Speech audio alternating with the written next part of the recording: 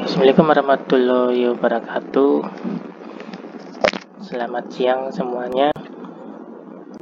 Kita akan menjalankan kuliah online ini dengan menyimak video yang saya buat terkait teknologi las. Jadi untuk materi kali ini seputar welding metalurgi. Ya, jadi kalian sudah mendapatkan materi metalurgi ya di semester sebelumnya untuk angkatan 2017, dan tentunya ini tidak beda jauh dengan seputar metalografi. Jadi intinya di sini welding metalurgi merupakan ilmu yang mempelajari mengenai metalografi hasil dari pengelasan.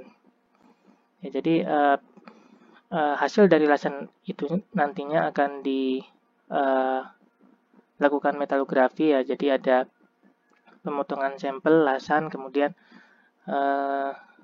di mounting, kemudian di grinding seperti biasanya, kemudian dicek apakah ada hal di sini bisa jadi impuritas atau mungkin ada semacam korosi yang bisa terlihat dengan pengamatan welding metalurgi. Nah, ini salah satu parameter ya untuk melihat apakah ada suatu cacat yang bisa terdeteksi tanpa maksudnya di sini bisa dideteksi dengan bantuan mikroskop ya, dengan beberapa tertentu, dan tidak bisa diamati oleh mata telanjang. Jadi apa saja yang akan dibahas di sini nanti akan dibahas selanjutnya di slide selanjutnya. Jadi untuk yang pertama di sini untuk membentuk butt weld ya, jadi ada beberapa hal ya di sini ya.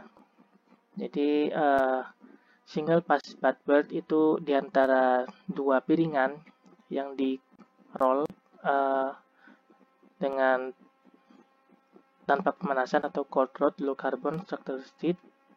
Kemudian untuk permukaan lainnya itu kemudian diberikan suatu fit ya untuk mencapai good weld penetration atau pengelasan kedalaman yang baik. Nah, kemudian selama fusion welding panas yang cukup itu diaplikasikan pada kedua permukaan ya. Jadi ada butt weld tadi, kemudian pada filler metal itu dipanaskan sampai melting point. Nah, kemudian hasilnya di sini berupa liquid pool atau genangan lelehan lasan yang akan mengisi kedua permukaan tadi. Kemudian terjadilah di sini solidifikasi. Kemudian ada proses pada center atau bagian tengah pool membentuk yang namanya kolumnar atau dendritik. Nah, dendritik ini bisa dilihat dari mikrostruktur. Ya. Jadi dari hasil tadi ya, itu akan menghasilkan dendritik yang dapat dilihat di mikrostruktur sama seperti cast ingot. Nah, jadi ini ya untuk ilustrasinya pada forming a butt weld. Ini gambar 19.1, proses solidifikasi dari single pass butt weld, yang dimana di sini akan menghasilkan yang namanya dendritik. Ya, jadi seperti ini ya, contohnya pada V-groove, kemudian dimulailah di sini pengelasan ya, pada akhirnya akan membentuk solidifikasi. Ya, jadi solidifikasi ini ada proses pendinginan ya, freezing.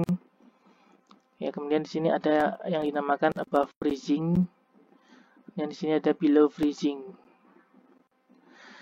Nah, kemudian saat solidifikasi ya, jadi solidifikasi itu dari lelehan cair ke lelehan jadi padatan, itu akan membentuk yang namanya mikrostruktur dendrit.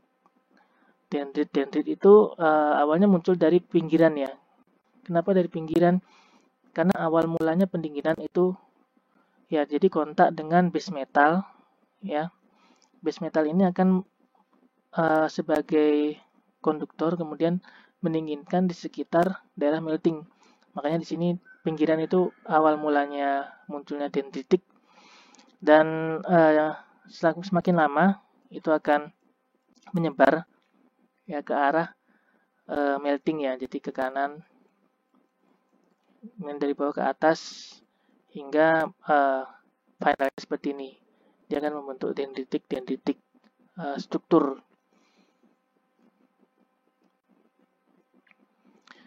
Nah, selain itu di sini pada figur 19.2 diperlihatkan juga temperatur profile atau perbedaan temperatur ya tiap bagian pada whirlpool. Whirlpool ini yang ini ya, bagian sini.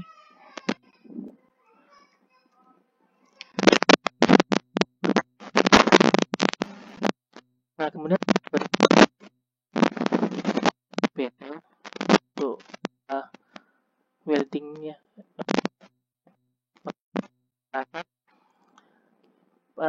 pada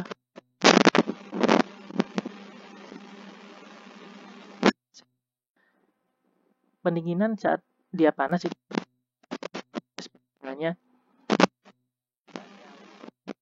Nah, kemudian solidifikasi itu berbeda.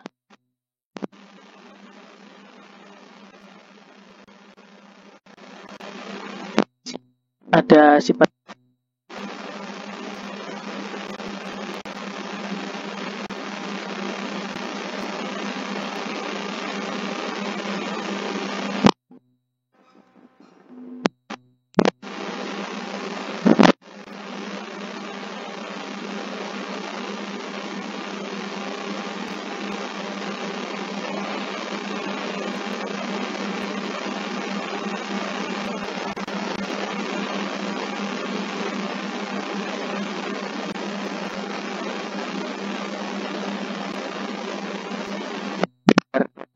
delapan di sini perbandingan antara oksi aksetilen dengan arc welding.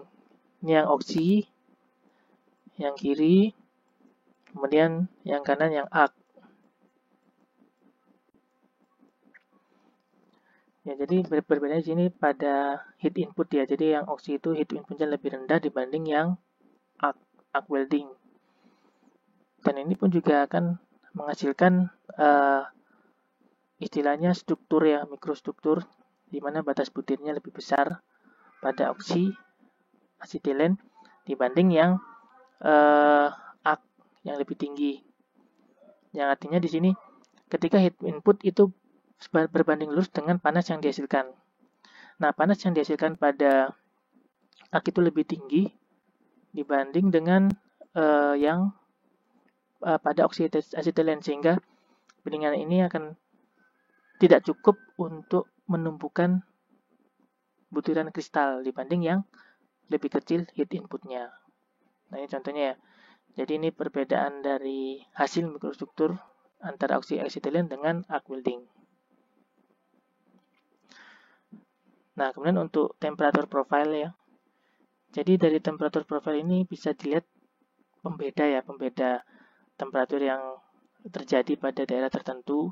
Contohnya pada single pass butt weld ya, yang tadi. Jadi ini daerah melting point ya, bagian sini. Ya, jadi temperaturnya tinggi.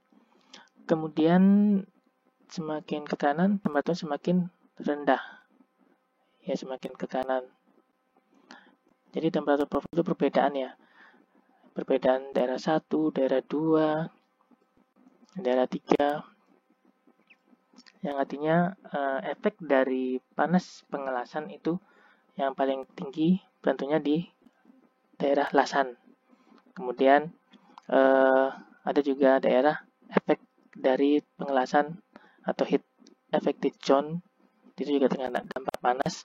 Dan juga base metal itu juga ada sebagian yang terkena dampak panas atau heat zone-nya. Nah, ternyata di sini dari daerah-daerah itu yang akan menghasilkan panas ya yang berbeda. Jadi daerah yang dimana di sini dia terpengaruh ya akibat panas itu disebut heat affected zones atau HAZ. Nah, baik ke sini ya. Jadi dia tuh semacam base metal yang terkena panas dari hasil pengelasan, dari proses pengelasan. Nah, kemudian untuk outset ya atau daerah yang luar itu tidak terkena, itu yang dinamakan base metal atau logam aslinya. Dengan wet metal itu yang benar-benar terkena.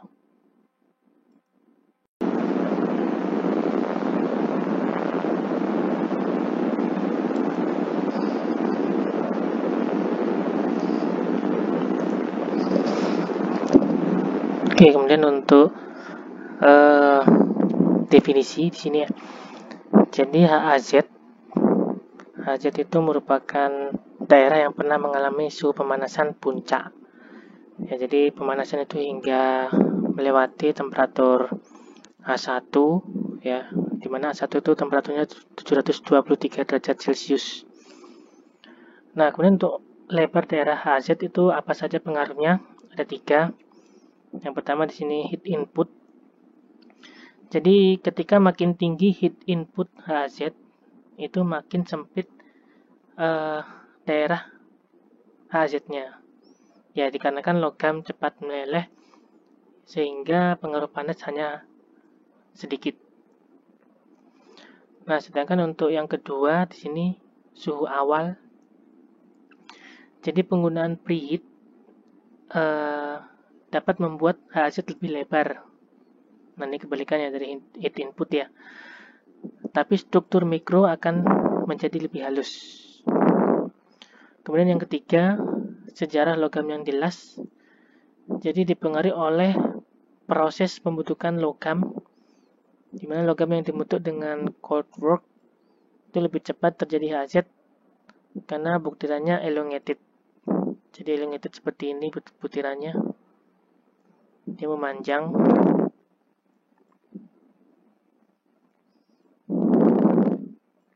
Ya, seperti ini kurang lebih untuk pengamatan struktur mikro. Nah, kemudian untuk micro constituents of a weld joint. Jadi ini ada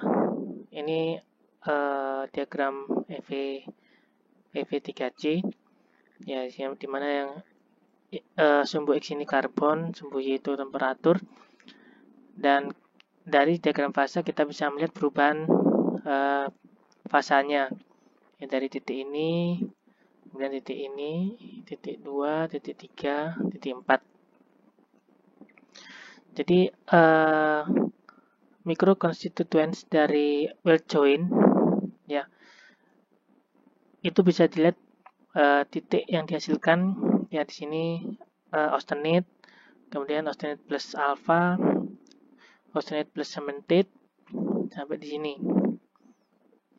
Jadi dari gambar yang dihasilkan foto mikrograf, misalnya di sini ada pure iron ya, jadi lebih banyak untuk pure iron terbentuk ferrit ya. Nah, jadi tidak ada karbida yang di sini dihasilkan. Kemudian untuk memunculkan struktur mikro di sini menggunakan acid etch untuk melihat grain boundariesnya. Nah, sedangkan yang bagian titik di sini yang bagian hitam itu merupakan dark globules. Jadi semacam inklusi ya, tapi yang berupa non-metalik. Kemudian untuk 7.6 ini tipe yang lamellar ya. Jadi lamellar kalau di EV3C itu perlit yang tampak di sini dengan larutan etsa pikral.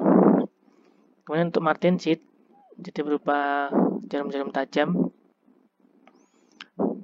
dengan 500 kali perbesaran. Jadi mikrokonstituen di sini merubah yang terjadi pada HAZ pada butt weld ya, dimana di sini weld pool itu masih kondisi cair ya. Jadi ini ya nanti gambarnya, kita lihat dulu penjelasannya. Jadi ada beberapa area ya di sini, ada area 1, ada area 2, 3, 4, sampai 6. Jadi ini area-area yang ditemukan pada weld joint dan apa saja mikrokonstituennya atau fase yang terbentuk. Ya, ketika di sini ada pemanasan ya dari titik ini yang paling tinggi, kemudian HAZ sampai ke base metal, itu apa saja. Jadi ada 6 daerah di mana ke-6 ini beda-beda memiliki temperatur masing-masing ya. Jadi di sini yang paling tinggi hingga melting ya, jadi sampai leleh di atas 1530. Kemudian di sebelah kanan itu yang dekat dari area weld pool itu 1530 sampai 1100. Kemudian untuk yang terbentuk di sini austenite, butiran austenite. Kemudian yang nomor 3 1100 sampai 850 ya, ini di atas A1. Ya, dan terbentuk di sini karbida yang tidak terlarut pada matriks austenite. Kemudian untuk nomor 4 di sini temperatur 850 sampai 723. Ini masih di atas A1. Dan yang terbentuk di sini perlite grains. Ya, jadi butiran perlite ya bagian sini. Kemudian untuk yang sebelah kanan yang dari 5 723 sampai 500. Di sini ada terbentuk perlite grains juga ya. Nah, bedanya di sini yang nomor 4, kalau nomor 4 itu ada perlite, ada ferrite. Nah, kan nomor 5 hanya perlite grains.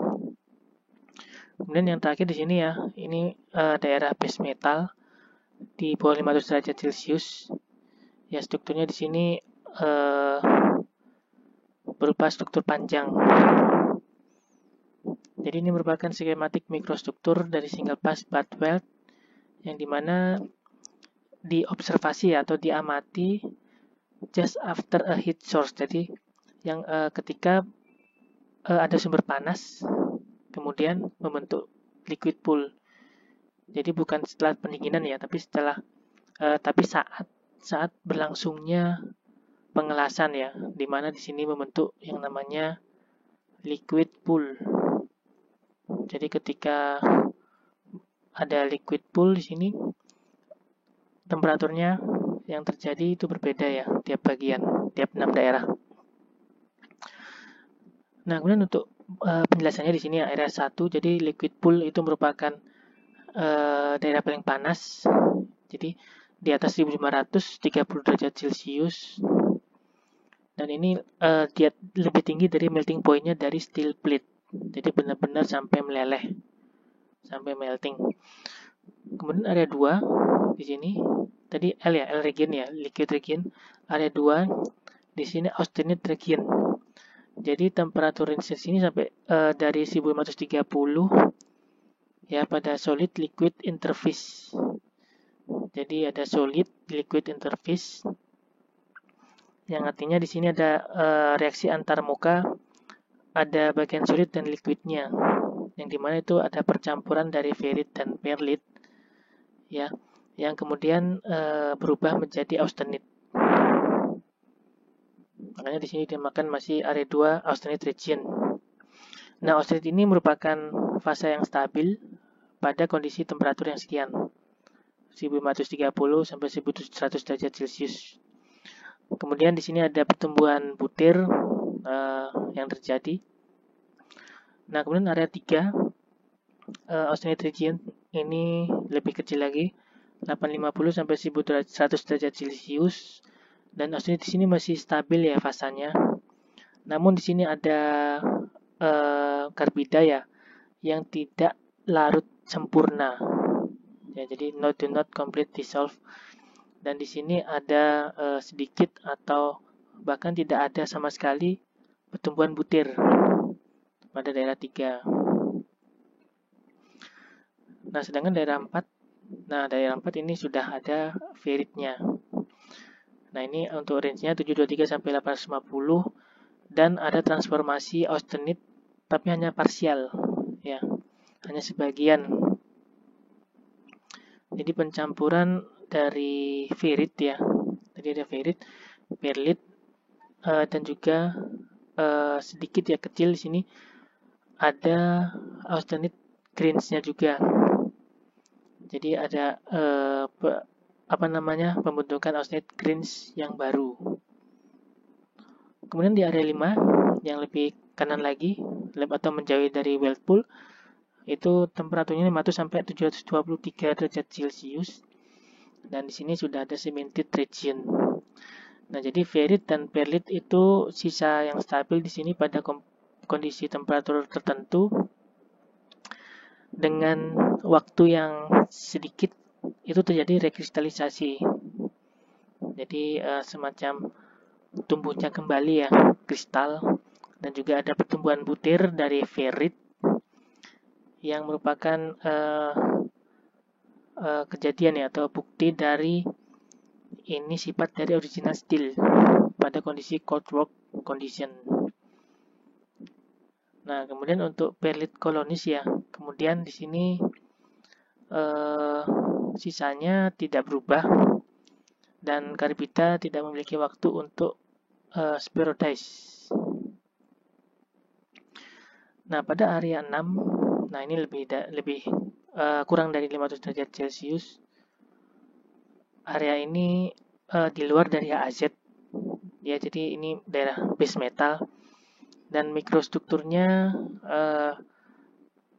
menghasilkan mikrostruktur yang tidak terpengaruh ya dari pengelasan tadi, dari Whirlpool. Jadi benar-benar di sini dia tidak ada pengaruh, hanya ada terkena panas tapi tidak sampai merubah mikrostruktur. Itu area 6. Ya, jadi itu untuk daerah-daerah dari butt weld, single pass wet butt weld. Jadi mana ini kondisi ketika liquid pool, apa yang terjadi dari daerah 1 hingga daerah 6. Nah, ini juga skematik diagram dari beberapa subzones ya. Jadi daerah tadi, daerah ini 1, 2, 3, 4, 5, 6 beserta dari temperaturnya atau temperatur puncak, kemudian hasil dari mikrostrukturnya. Kemudian ini dari diagram fasanya bisa dilihat ya, jadi pengaruh dari weight percent karbon. Jadi di sini menceritakan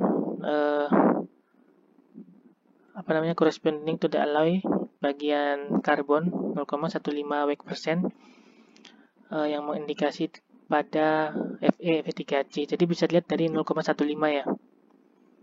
Jadi daerah di sini ada liquid plus delta iron, kemudian delta iron plus austenite hingga ke bawah di sini hingga perlit ferrit. Jadi di sini juga ada keterangan bagian-bagian ya. Jadi bagian 1 temperaturnya 1600, kemudian temperatur 2 1500 sekian sampai 1100 sekian. Nah, di sini juga ada keterangannya. Misalnya pada bagian sini, dari sini solidified weld. Nah, kemudian yang bagian antara 1 dan 2 ini interface ya, solid liquid transition zone. Kemudian daerah yang namanya green growth ya, pertumbuhan, itu daerah 2 bagian sini terjadi pada temperatur sekian, green sekian ya. Kemudian rekristalisasi daerah 3, partial transport, temper zone, hingga di sini ada bagian yang namanya base material atau base metal yang tidak terpengaruh atau tidak berubah mikrostrukturnya ya pada bagian sini.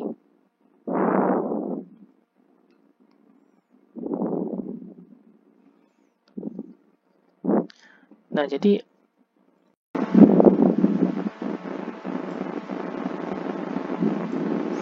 ya ada istilah di sini slowly cooled butt weld.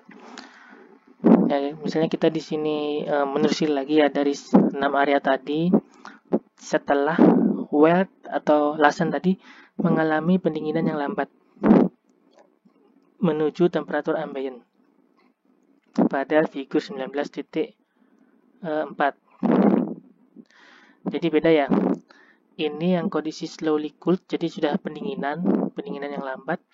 Sedangkan yang tadi itu pada kondisi dia kondisinya ada whirlpool ya bagian sini. Jadi benar-benar masih ada pelelehan pada bagian sini. Nah, bedanya apa? Apa yang terjadi pada mikrostrukturnya? Jadi ada 6 area ya, masih sama di sini 1, 2, 3, 4, 5, 6 yang dimana di sini sudah mulai membentuk mikrostruktur ya, perubahan mikrostruktur. Kita mulai dari 1. Jadi 1 di sini ada yang namanya kolumnar ya. Ada yang di sini equiextreme. Bagian kolumnar itu bagian pinggir-pinggir dari sini ya, dari daerah pinggir ya, bagian sini sampai bawah sampai ini. Dan kemudian untuk yang equiscreen itu bagian tengah ya, jadi seperti prisma. Kemudian untuk daerah 2 ini ada perlit grain dan ferrit ya. Perlit itu lamelar, ferrit itu dia menunjukkan warna cerah. Kemudian di sini ada yang lebih halus ya, nomor 3, daerah 3 finer perlit ya, lebih halus butirannya. Kemudian ada di sini fine perlit yang nomor 4, lebih halus, yang dihasilkan dari austenite. Kemudian yang nomor 5 di sini ada pertumbuhan ya, growing ferrit ya di sini. Sedangkan nomor 6 di sini unaffected, jadi tidak ada pengaruh atau tidak ada perubahan. Nah, untuk penjelasannya di sini area 1 yang tadi ya, area yang ada kolumnar dan juga equix. Jadi di sini dia terjadi pendinginan ya, setelah di sini meleleh. Kemudian di sini yang ada sebutannya S-case. Jadi sebutannya S-case ya, ketika dia meleleh kemudian dia solidifikasi, dan ada columnar structure dengan some aqueous grains near the center. Nah, kemudian untuk area 2, jadi austenite ini berubah. Ya, austenite ini berubah yang dimana kondisi masih equilibrium atau setimbang. Kemudian ada pencampuran dari large ferrits ya, jadi ferrit yang besar, butiran ferrit, dan juga butiran dari perlit kasar. Itu pada area 2. Jadi ada perlit, ada ferrit. Kemudian pada area 3, jadi austenite yang di sini berubah menjadi ferrit plus perlit transformation. Di sini ada namanya pendinginan ya, kecepatan pendinginan yang diproses sangat cepat, lebih cepat pada area ini, yang dimana di sini ada less heat to dissipate. Jadi pada area 3 dia memiliki kecepatan pendinginan yang lebih cepat ya dibanding area lainnya. Ya, karena memang di sini kan sebelumnya dia lebih kecil untuk pada sini ya, ketika dia liquid dia lebih kecil temperaturnya. Kemudian ketika dia slowly cooled, jadi pada temperatur ini itu sekitar 1100 ya, 1100.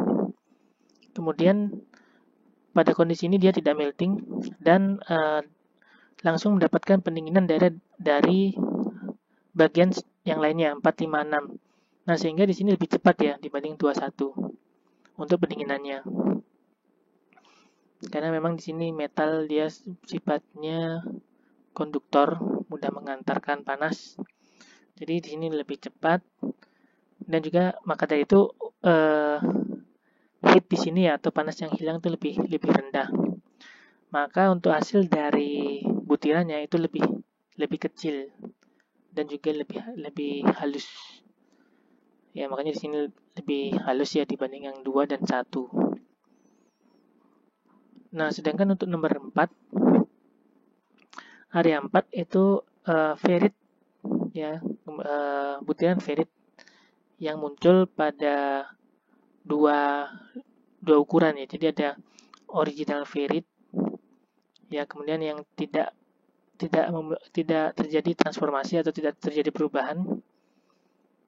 Kemudian di sini ada yang lebih kecil dan juga lebih banyak ferritnya yang bertransformasi dari austenite. Jadi ada satu original ferrit dan ada yang smaller ferrit untuk daerah 4. Ya, jadi makanya di sini ada fine ferrit ya, lebih halus lagi. Nah, sedangkan yang area 5 di sini ada rekristalisasi. Jadi ada pertumbuhan kristal lagi dan juga ada pertumbuhan butir yang di sini menghasilkan yang dihasilkan dari proses welding ya. Bagian 5. Jadi ada growing ferrit ya, jadi semakin besar di ferritnya. Nah, sedangkan yang nomor 6 tidak ada perubahan sama sekali.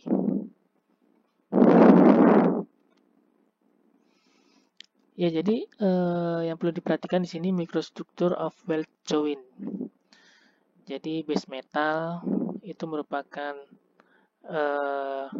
daerah yang dimana butirannya medium ya, medium fine. Jadi tengah-tengah kehalusannya, kemudian juga homogen untuk strukturnya.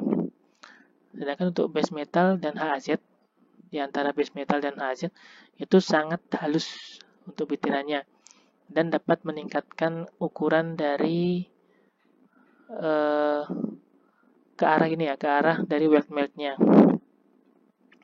Sedangkan daerah HAZ dan weld metal itu daerahnya di sini large symmetrical axis, ya, jadi besar dan juga panjang ya di sini dan lebar untuk kolom-kolom.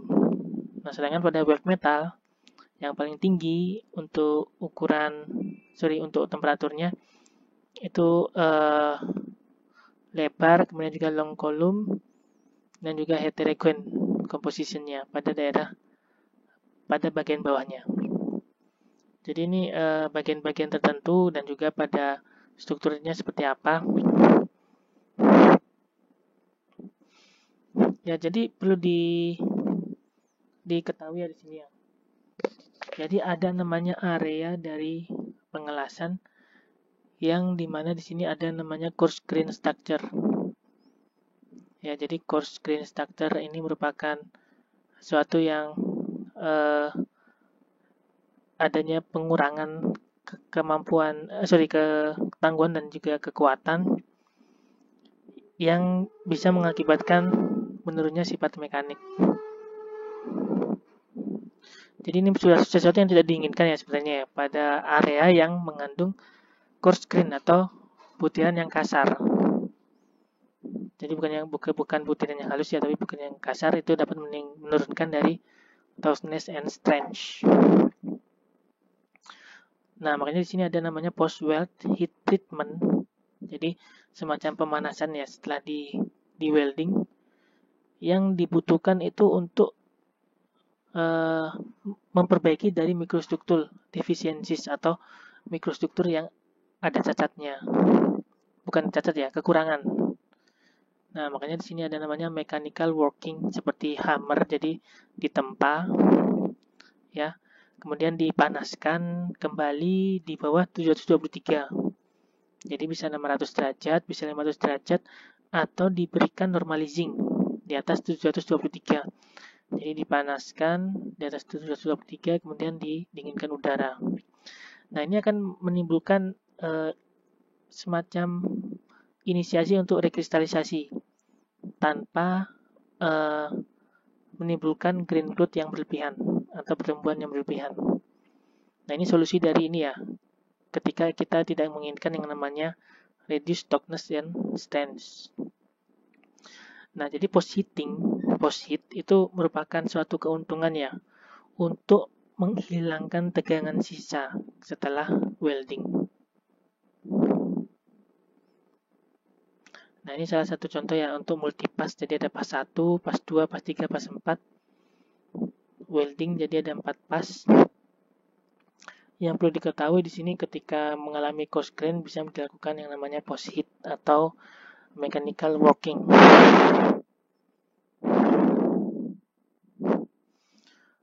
Nah, kemudian ada juga di sini ada pendinginan yang cepat pada path weld. Ya, pada waktu sufficient time ya. Jadi ketika waktu ini tidak cukup untuk membentuk yang namanya austenite. Kemudian untuk dari austenite ini berubah kembali menjadi ferrit plus ferrit, dan juga ada bainite dan juga martensit ya.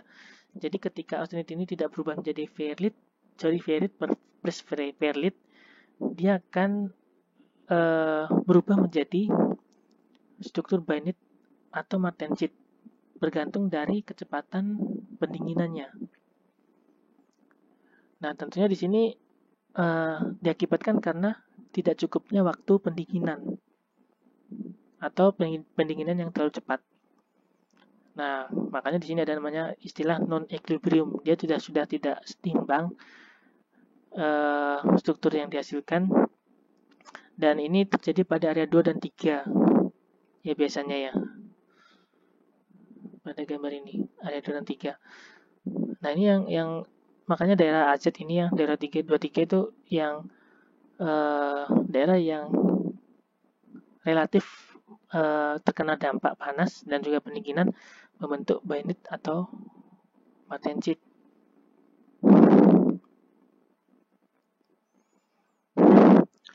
Nah, kemudian untuk area ini akan lebih keras ya pada area ini, dan juga bisa jadi brittle atau ketas.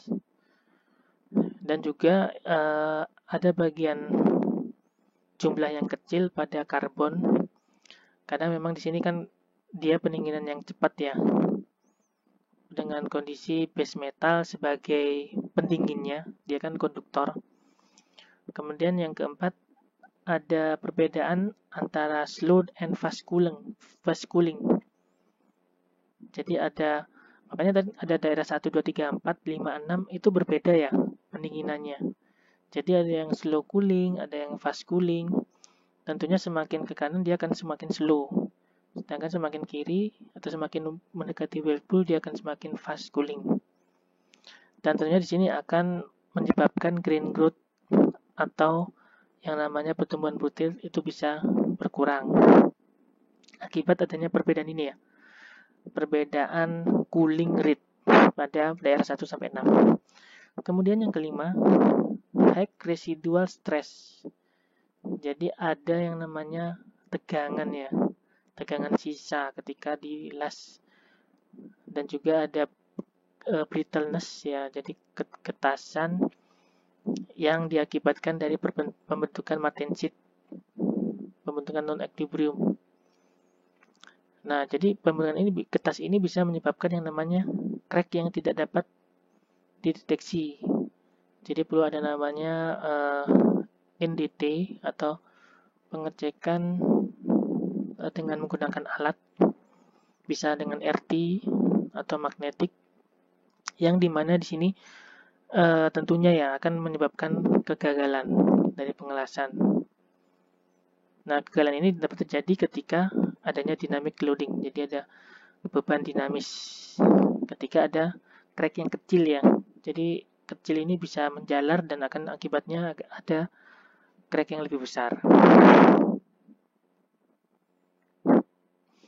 Nah, kemudian di sini ada namanya PWHT, post weld heat treatment. Jadi dapat membuat hardened areas tadi ya. Jadi area yang keras itu bisa kita hindari ya dengan PWHT. Kemudian mencegah yang namanya micro cracking. Ya, tapi tentunya di sini dia tidak menghilangkan micro cracks yang terjadi atau yang sudah terjadi. Tapi dia istilahnya bukan mengobati ya, tapi dia menghindari. Ya, makanya untuk menghindari ini dilakukan PWHT. Kemudian sebelum welding ada di sini yang namanya bayonet dan martensit yang dapat dihasilkan, maka kita bisa melakukan perlakuan pre-weld, PWHT ya. Pre-weld ya. Jadi sebelum dilas itu bisa di preheat dulu untuk mencegah ini ya, pembentukan bayonet dan martensit. Kemudian untuk preheating di sini bisa temperatur profile ya. Jadi istilahnya di sini dengan preheat ya, bisa di bawah 1 itu dapat menurunkan cooling rate. Tentunya di sini dengan penurunan cooling rate itu akan menimbulkan istilahnya dia memiliki waktu yang cukup untuk tumbuh karena memang pendinginannya cukup waktunya. Kemudian yang keempat di sini kemungkinan terbentuk martensit itu akan semakin tinggi dengan tingginya karbon. Jadi misalnya ada pajak karbon menengah atau tinggi, itu kemungkinan membentuk martensit itu lebih tinggi. Dan juga ada komponen paduan lainnya yang dapat menyebabkan terbentuknya martensit. Walaupun di sini cooling rate-nya sudah rendah. Ya, maka dari itu diharapkan menggunakan baja karbon rendah ya untuk menghindari terbentuknya martensit.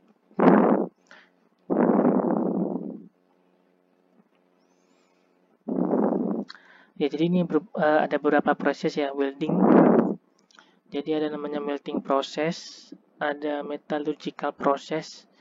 Kalau melting process ini kita bisa melihat dari FEC diagram, kemudian heat inputnya, kemudian polarisasi apakah AC, DCN, TCP, chemical composition pada filler metal.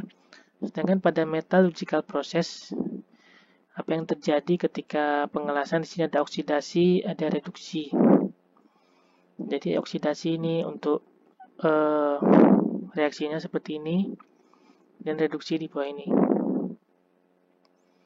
Nah, ini yang menghasilkan slag itu dari sini ya, deoxidation.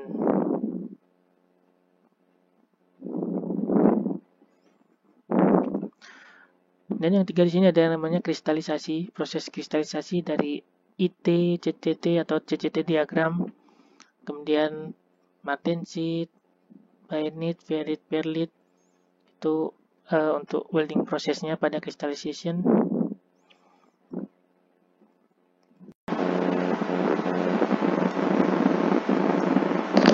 Ya, kemudian untuk ada beberapa proses penyambungan logam ya. Jadi ada welding, ini yang kita bahas selama ini, ada bracing, soldering. Apa perbedaannya? Jadi untuk dari temperatur, welding itu di atas 425, bracing juga sama, kemudian soldering di bawah 425. Nah, sedangkan untuk filler metal atau pengisi di sini bisa untuk welding bisa jadi menggunakan filler atau bisa jadi tidak. Sedangkan bracing dan soldering itu harus ya atau selalu menggunakan filler. Sedangkan untuk filler metal melting point ya pada welding itu kurang lebih sama ya, melting pointnya menggunakan base metal. Sedangkan bracing itu melting pointnya di bawah dari base metal, yaitu bisa 2/3 dari base metalnya. Sedangkan pada soldering itu jauh lebih rendah dibanding base metal. Ya, contohnya di sini copper itu sekitar 700 derajat Celcius untuk meltingnya. Sedangkan soldering misalnya menggunakan SN itu dengan 170 derajat Celcius. Jadi bisa 1/5 atau ke bawah dari base metalnya. Nah, ini merupakan gambar dari interaksi kimia ketika welding. Jadi ketika ada weld metal atau lelehan logam yang dihasilkan dari filler, di sini ada namanya chemical reaction. Jadi ada reaksi kimia yang di sini ada chemical elements yang terkandung pada area fluxing elements. Ya, kemudian di sini area ini kemudian ditambah weld metal, ditambah bagian sini antara base metal.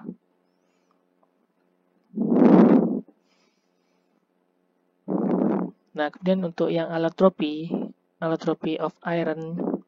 Jadi di sini ada fungsi temperatur dan waktu, ya, dimana di sini menunjukkan ya ada dari temperatur liquid kemudian ke bawah dengan fungsi waktu. Ini hasilnya seperti apa untuk fasanya delta iron, kemudian dari gamma, alpha, dan lain-lain. Dan ini untuk titik-titiknya A3, A2, Curie point. Kemudian di sini ada critical dan juga arrest.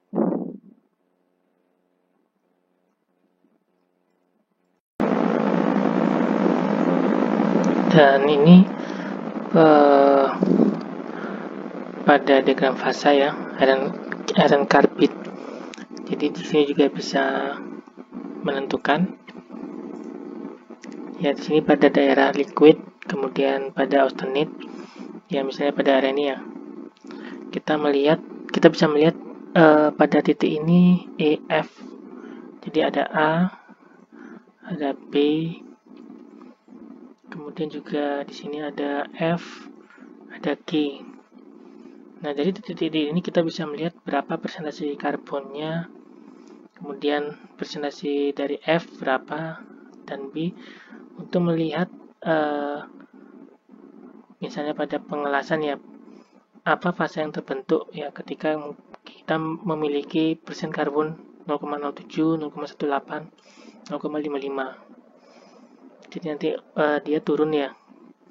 Dia turun untuk melihat fase apa yang terbentuk. Kita bisa melihat dari sumber ini, iron carbide phase diagram. Oke, untuk minggu ini kita cukupkan ya untuk welding metallurgy. Jadi untuk selanjutnya kita akan membahas mengenai DTT diagram dan juga CCD diagram, dan juga ada post weld dan juga preheat. Itu bagaimana detailnya, prosesnya seperti apa, kita akan membahas di pertemuan selanjutnya. Terima kasih atas perhatiannya. Akhir kata, wassalamualaikum warahmatullahi wabarakatuh.